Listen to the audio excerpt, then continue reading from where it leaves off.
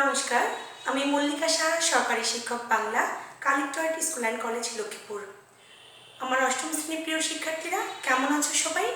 আশা করছি তোমরা যেখানেই আছো সুস্থ আছো, ভালো আছো, নিরাপদে আছো। আমরা একটি খারাপ সময় অতিক্রম করছি। একটি অদৃশ্য ভাইরাস সারা পৃথিবীটাকে থমকে দিয়েছে। আমার প্রিয় শিক্ষার্থীরা যেন সুস্থ থাকতে পারে, ভালো থাকতে পারে, তারা যেন সংক্রমিত না হয়, সেজন্যই বাংলাদেশ সরকারের মাননীয় প্রধানমন্ত্রী কিছুদিনের জন্য প্রাতিষ্ঠানিক পাঠদান বন্ধ ঘোষণা করেছে। শিক্ষার্থীরা যেন তাদের পাঠ্যপুস্তক থেকে এই বন্ধের সময় দূরে সরে না যায়, সেজন্যই আমাদের স্কুল কর্তৃপক্ষ এই অনলাইন ক্লাসের সুব্যবস্থা করছে। তোমাদের সকলকে আজকের এই অনলাইন ক্লাসে আমি স্বাগত জানাচ্ছি। আজকে আমি বাংলা দ্বিতীয় পত্রের 4.5 ক্রিয়াপদ নিয়ে আলোচনা করব। তাহলে বোর্ডে চলে যাই, চলো আমরা কি পড়ব দেখে নিই। আজকে আমি আলোচনা করতে যাচ্ছি অষ্টম শ্রেণীর বাংলা দ্বিতীয় পত্র ক্রিয়াপদ 4.5। তাহলে কি বাংলা দ্বিতীয় পত্র 4.5 ক্রিয়াপদ নিয়ে আলোচনা করব। আর পৃষ্ঠাটা হবে বইয়ের 38 পৃষ্ঠা। আমি আবার বলে দিচ্ছি, পাঠ্য বইয়ের 38 পৃষ্ঠা। বোর্ডে লক্ষ্য করো, আমি লিখেছি ক্রিয়াপদ কাকে বলে। যে পদ দ্বারা কোনো কিছু করা বা কোনো কাজ করা বোঝায় তাকে ক্রিয়াপদ বলে। এটা আমরা সবাই জানি, ষষ্ঠ শ্রেণী, সপ্তম শ্রেণীতেও পড়েছি ক্রিয়াপদ কাকে বলে। যে পদ দ্বারা কোনো কিছু করা বা কোনো কাজ করা বোঝায় তাকে ক্রিয়াপদ বলে। লক্ষ্য করো, আমি বোর্ডে লিখেছি বাবা এসেছেন, আমি অঙ্কটি করেছি। তাহলে এই যে এসেছেন, করেছি, এগুলো কি? এগুলো হচ্ছে ক্রিয়াপদ। এগুলো দ্বারা কর্তা কোনো কিছু করেছেন, কোনো কাজ করেছেন, এমনটি কি এখানে বুঝিয়েছে। ক্রিয়াপদ নানা রকম হয়ে থাকে বা ক্রিয়াপদকে আমরা নানাভাবে ভাগ করতে পারি।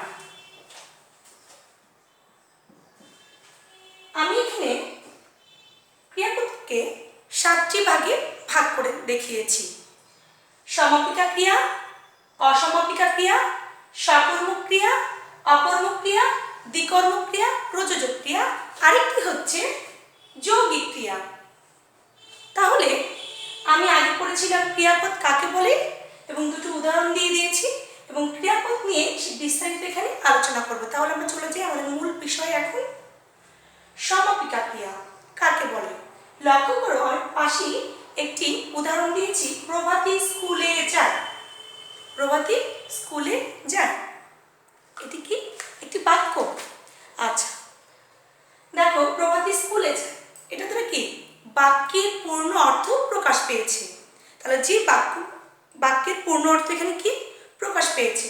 তাহলে যে স্কুলে যায়, এটা হচ্ছে কি আমাদের ক্রিয়া। তাহলে যে ক্রিয়ার দ্বারা বাক্যের পূর্ণ অর্থ প্রকাশ পায় তাকে বলা হয় সমাপিকা ক্রিয়া। আমি আবার বলছি, যে ক্রিয়ার দ্বারা বাক্যের পূর্ণ অর্থ প্রকাশ পায় তাকে বলা হয় সমাপিকা ক্রিয়া। দেখো, আমি নিচে লিখেছি অসমাপিকা ক্রিয়া। এখানে লিখেছি আমি বাড়ি গিয়ে, কি আমি বাড়ি গিয়ে কি কি করব? এখানে কিন্তু বাক্যের পূর্ণ অর্থ প্রকাশ পায়নি। তাহলে আর এখানে কিন্তু এই যে গিয়ে, এটা কিন্তু আমার পূর্ণাঙ্গ, এই যে গিয়েটাও কিন্তু ক্রিয়াপদ, ক্রিয়াটাও কিন্তু এখানে ক্রিয়াপদ, কিন্তু এই ক্রিয়াটা বাক্যের পূর্ণ অর্থ প্রকাশ করেনি। কিন্তু আমার আগে যে 1 নম্বরটা ছিল সমাপিকা ক্রিয়া, সেই যে উদাহরণটা ছিল প্রভাতী স্কুলে যায়, এখানে কিন্তু এই যে যায় যে ক্রিয়াপদটা, এটা কিন্তু বাক্যের পূর্ণ অর্থ প্রকাশ করেছিল। তাহলে যে ক্রিয়াপদ বাক্যের পূর্ণ অর্থ প্রকাশ করে থাকে তাকে বলা হয় সমাপিকা ক্রিয়া। আর যে ক্রিয়াপদটি দ্বারা বাক্যের পূর্ণ অর্থ প্রকাশ পায় না, বাক্যটির পুরোপুরি অর্থ বুঝতে পারি না, শোনার যে ইচ্ছা সেটা কি আর থেকে যায়, আকাঙ্ক্ষাটা থেকে যায়, সেটাই হচ্ছে সমাপিকা ক্রিয়া। দেখো লিখেছি আমি বাড়ি গিয়ে। আমি বাড়ি গিয়ে কি? আমি বাড়ি গিয়ে পড়তে পারি, আমি বাড়ি গিয়ে খেলতে পারি, আমি বাড়ি গিয়ে অনেক কাজ করতে পারি। এটা কিন্তু আমাকে অনির্দিষ্ট কোনো কিছু বোঝাচ্ছে। কিন্তু আমি যদি লিখতাম আমি বাড়ি গিয়ে পড়তে বসবো, আমি বাড়ি গিয়ে পড়তে বসবো, তাহলে এখানে লিখি পড়তে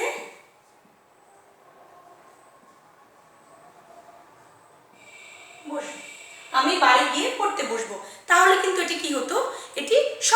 ক্রিয়া হতো, কারণ এই যে পড়তে বসবো, এই পড়তেটা কিন্তু ক্রিয়া, সমাপিকা ক্রিয়া।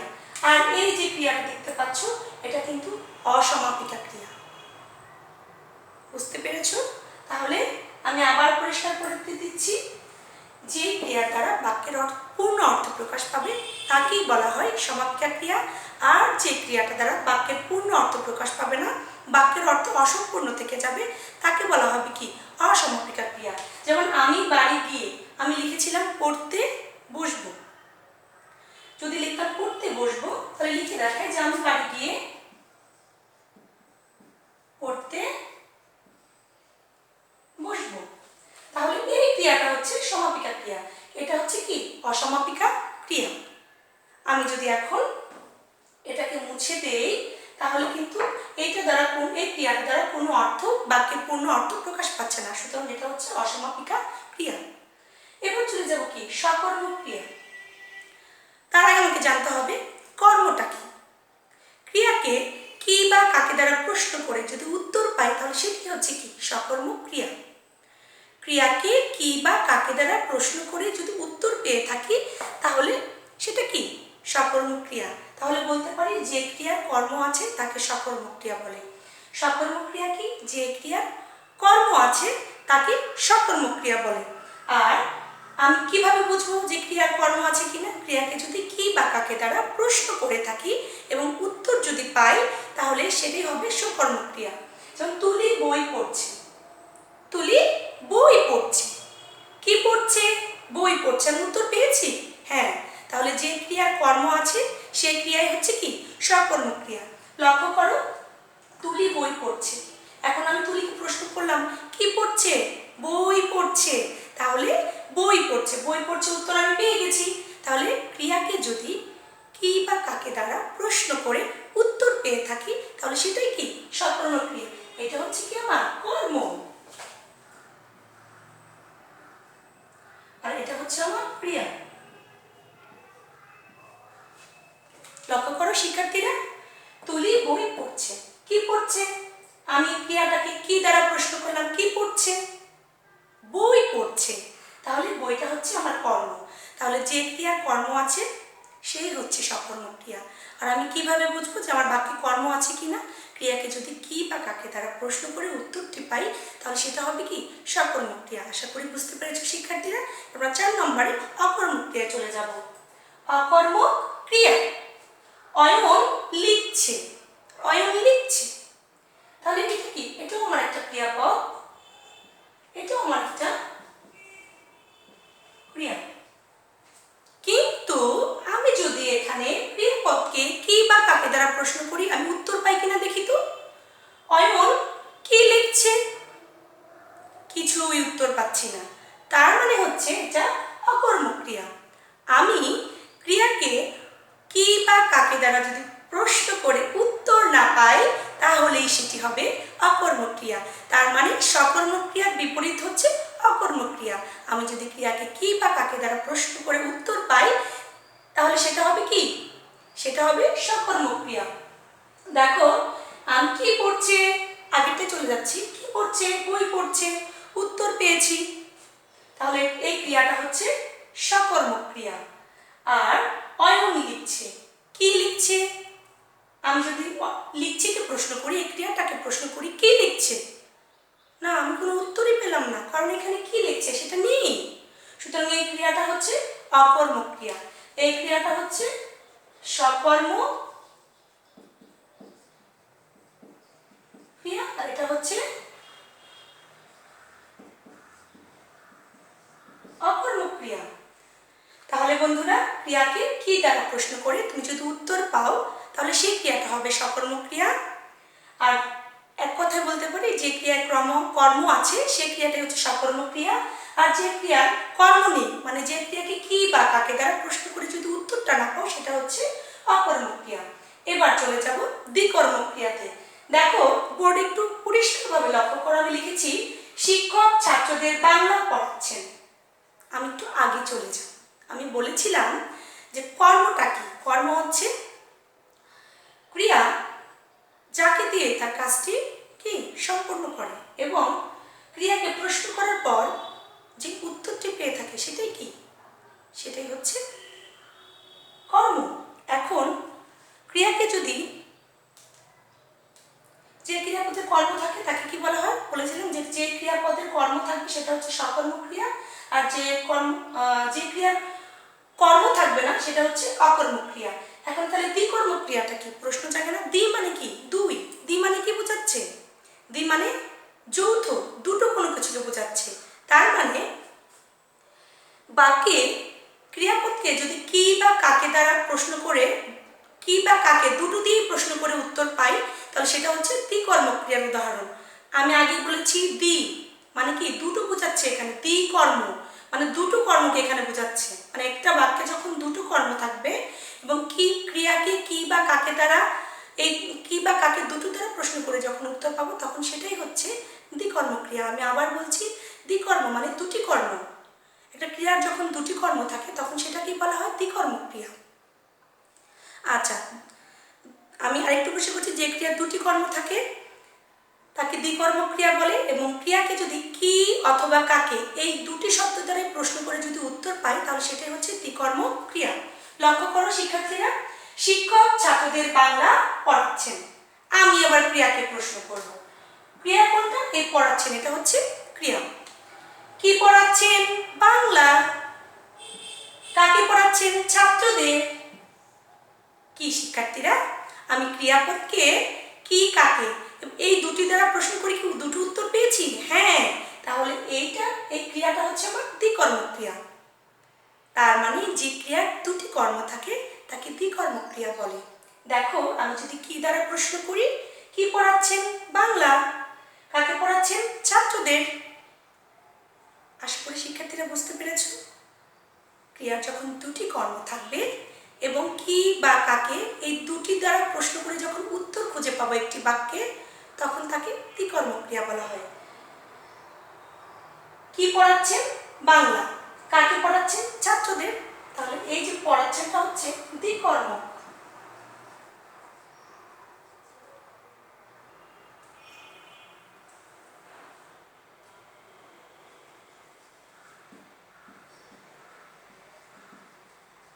ক্রিয়াপদ।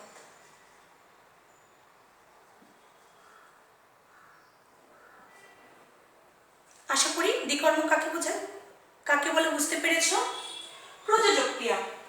মা শিশুকে চাঁদ দেখাচ্ছেন। প্রযোজক ক্রিয়া, মা শিশুকে চাঁদ দেখাচ্ছেন। কোনো কোনো ক্ষেত্রে ক্রিয়া যখন কর্তা যখন সরাসরি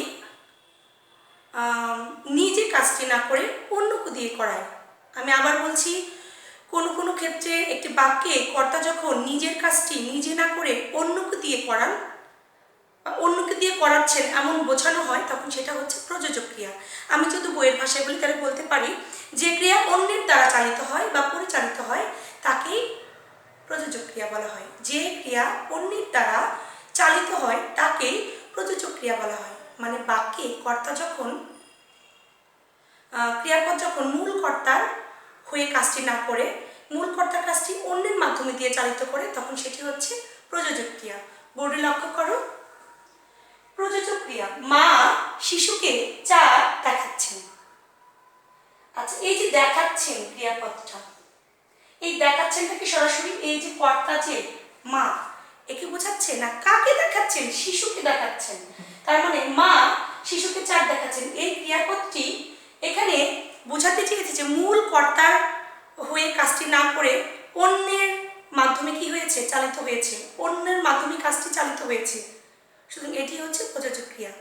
কর্তা যখন, কোনো কোনো ক্ষেত্রে কর্তা যখন নিজের কাজটি আরেকটু পরিষ্কার করে বলি, কোনো বাক্যে ক্রিয়াপদ যখন কর্তার কাজটি অন্যের মাধ্যম দিয়ে চালিত করেন তখন সেটি হচ্ছে প্রযোজক ক্রিয়া। মা শিশুকে চাঁদ দেখাচ্ছেন। মার কাজ চাঁদ দেখানো, কিন্তু দেখাচ্ছেন কাকে? শিশুকে। এখানে শুধু কর্তা মূল কিন্তু মা দেখানো, মূল কাজ হচ্ছে কি? শিশুকে দেখানো। এই যে দেখাচ্ছেন, এটা কিন্তু প্রযোজক ক্রিয়া। এটা কিন্তু প্রযোজক ক্রিয়া, কারণ এক্ষেত্রে ক্রিয়াটি অন্যের দ্বারা চালিত হয়েছে। এখানে শিশুর দ্বারা কিন্তু ক্রিয়াটি চালিত হয়েছে, মায়ের দ্বারা নয়।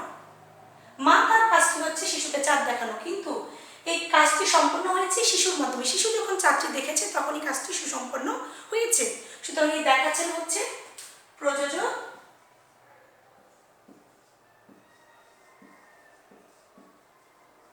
ক্রিয়া। আশা করি শিক্ষার্থীরা বুঝতে পেরেছো। আমি আবার বলে যাচ্ছি, যখন একটি বাক্যের পূর্ণ অর্থ প্রকাশ পাবে তখন সেটি হচ্ছে সমাপিকা ক্রিয়া। আর যখন একটি বাক্যের পূর্ণ অর্থ প্রকাশ পাবে না, মানে যে ক্রিয়া দ্বারা বাক্যের পূর্ণ অর্থ প্রকাশ পায় না, সেটা হচ্ছে অসমাপিকা ক্রিয়া। আর যে ক্রিয়া দ্বারা বাক্যের পূর্ণ অর্থ প্রকাশ পায় সেটা হচ্ছে সমাপিকা ক্রিয়া। সকর্মক ক্রিয়া, যে ক্রিয়ার কর্ম আছে, যে ক্রিয়ার কর্ম আছে, মানে যে ক্রিয়ার কোনো কর্ম থাকে তাকে সকর্মক ক্রিয়া বলে। আমি বলেছিলাম যে সকর্মক ক্রিয়া কিভাবে বুঝবো, ক্রিয়াকে কি বা কাকে দ্বারা প্রশ্ন করলে যদি উত্তর খুঁজে পাই তাহলে সেটি হচ্ছে সকর্মক ক্রিয়া। অকর্মক ক্রিয়া, যে ক্রিয়ার কর্ম নেই, যে ক্রিয়ার কোনো কর্ম থাকে না, তাকে বলা হয় অকর্মক ক্রিয়া। এবং কি বা কাকে দ্বারা প্রশ্ন করে যদি উত্তর না পাই তাহলে সেটা হচ্ছে অকর্মক ক্রিয়া। কাকে প্রশ্ন করব? ক্রিয়াকে কিন্তু প্রশ্ন করব। দ্বিকর্মক ক্রিয়া, একটি বাক্যে যখন একটি ক্রিয়ার দুটি কর্ম থাকে তখন তাকে বলা হয় দ্বিকর্মক ক্রিয়া। আমি একটি বাক্য ক্রিয়াপদকে কি বা কাকে এই দুটো দ্বারা যখন প্রশ্ন করে দুটোর থেকেই উত্তর পাবো, তার মানে বুঝতে হবে সেই ক্রিয়াপদটি হচ্ছে দ্বিকর্মক ক্রিয়াপদ। যেমন দেখো, শিক্ষক ছাত্রদের বাংলা পড়াচ্ছেন। কি পড়াচ্ছেন? বাংলা পড়াচ্ছেন। কাকে পড়াচ্ছেন? ছাত্রদের পড়াচ্ছেন। তাহলে কি বা কাকে দুটো দ্বারা প্রশ্ন করে এই ক্রিয়াপদকে কিন্তু উত্তর পাচ্ছি।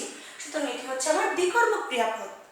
প্রযোজক ক্রিয়া, একটি বাক্যে মূল কর্তা যখন তার কাজটি অন্যের মধ্যে দিয়ে পরিচালিত করে, তার মানে ক্রিয়াপদ যখন কর্তার অনুসারী না হয়ে কর্তার কাজটি আরেকজনের মধ্যে দিয়ে চালিত করে তখন সেটি হচ্ছে প্রযোজক ক্রিয়া।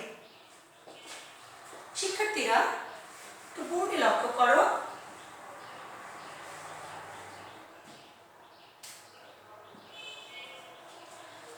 আমি এখানে লিখেছি যৌগিক ক্রিয়া। কি লিখেছি? যৌগিক ক্রিয়া। যৌগিক ক্রিয়া কাকে বলে? যৌগিক কার আগে বুঝতে হবে যৌগিকটা কি। যৌগিক মানে আমরা কি বুঝি? তোমরা যদি যারা বিজ্ঞান পড়ো, যৌগিক মানে বুঝি যে দুটি বিষয়ের মিশ্রণ বা দুটি বিষয়ের কি একসাথে একটা গঠন, তাই না? বা আমরা যৌগিক মৌলিক বুঝি যেটাকে একক অংশ, যাকে ভাঙা যায় না, বিশ্লেষণ করা যায় না। আর যৌগিক হচ্ছে যাকে ভাঙা যায়, বিশ্লেষণ করা যায়। তার মানে এই যৌগিকটাকে আগে যৌগিকটাকে বুঝতে হবে যে যৌগিক হচ্ছে দুটি বিষয়ের মিশ্রণ। ঠিক আছে? তাহলে যৌগিক বলতে বুঝলাম যে দুটি বিষয়ের অবস্থান একসাথে, দুটি বস্তুর বা কোনো জিনিসের একসাথে অবস্থান। আচ্ছা, যৌগিক ক্রিয়া, যখন একটি বাক্যে দুটি ক্রিয়া থাকবে তখন সেটা হচ্ছে যৌগিক ক্রিয়া। লক্ষ্য করো, এখানে লিখেছি উঠলো, এখানে লিখেছি বেজে। সাইরেন বেজে উঠলো, এই উঠলোটাও কিন্তু ক্রিয়া, বেজেটাও কিন্তু ক্রিয়া। উঠলোটা দ্বারা কোনো কাজ বোঝাচ্ছে, বেজে দ্বারা কোনো কাজ বোঝাচ্ছে। একটা বাক্যে যখন দুটি ক্রিয়া থাকবে তখন এই লাস্টের যে ক্রিয়াটা থাকবে এটা হচ্ছে সমাপিকা।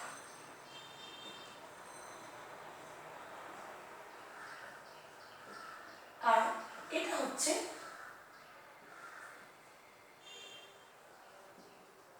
অসমাপিকা ক্রিয়া। লক্ষ্য করো, সংজ্ঞাটা কিন্তু এখান থেকেই চলে আসছে। একটি বাক্যে যখন একটি সমাপিকা ক্রিয়া এবং একটি অসমাপিকা ক্রিয়া থাকবে, বা বলতে পারি একটি সমাপিকা ক্রিয়া বা একটি অসমাপিকা ক্রিয়া মিলিত হয়ে যে ক্রিয়াপদ গঠিত হয় তাকেই বলা হয় যৌগিক ক্রিয়া। আমি আবার বলছি, একটি বাক্যে একটি সমাপিকা ক্রিয়া এবং একটি যৌগিক ক্রিয়া মিলিত হয়ে যখন কোনো ক্রিয়াপদ গঠিত হয় তখন তাকে বলা হয় যৌগিক ক্রিয়া। লক্ষ্য করো, আমি লিখেছি আমার এখানে দুটো ক্রিয়া, লাস্টের সবসময় মনে রাখবে লাস্টের ক্রিয়াটা হচ্ছে সমাপিকা ক্রিয়া এবং মাঝখানে যে ক্রিয়াটা আছে এটা হচ্ছে অসমাপিকা ক্রিয়া। তোমরা লক্ষ্য করবে আমি এখানে লিখেছিলাম সমাপিকা ক্রিয়া। লক্ষ্য করো, প্রভাতী স্কুলে যায়, তাহলে এই ক্রিয়াটা দ্বারা কি বাক্যের পূর্ণ অর্থ প্রকাশ পাচ্ছে। আমি কিন্তু বাক্যটির পূর্ণ অর্থ এখানে প্রকাশ পেয়েছি এই ক্রিয়াপদটির দ্বারা। আমি বাড়ি গিয়ে, এই গিয়েটাও কিন্তু এখানে ক্রিয়া, বাট এই ক্রিয়াটা দ্বারা কিন্তু পূর্ণ অর্থ প্রকাশ পায়নি। যদি আমি লিখতাম আমি বাড়ি গিয়ে পড়তে বসবো, তাহলে ওই পড়তেটা অর্থ কি সমাপিকা ক্রিয়া আর এটা অর্থ অসমাপিকা ক্রিয়া। কেন বোঝালাম?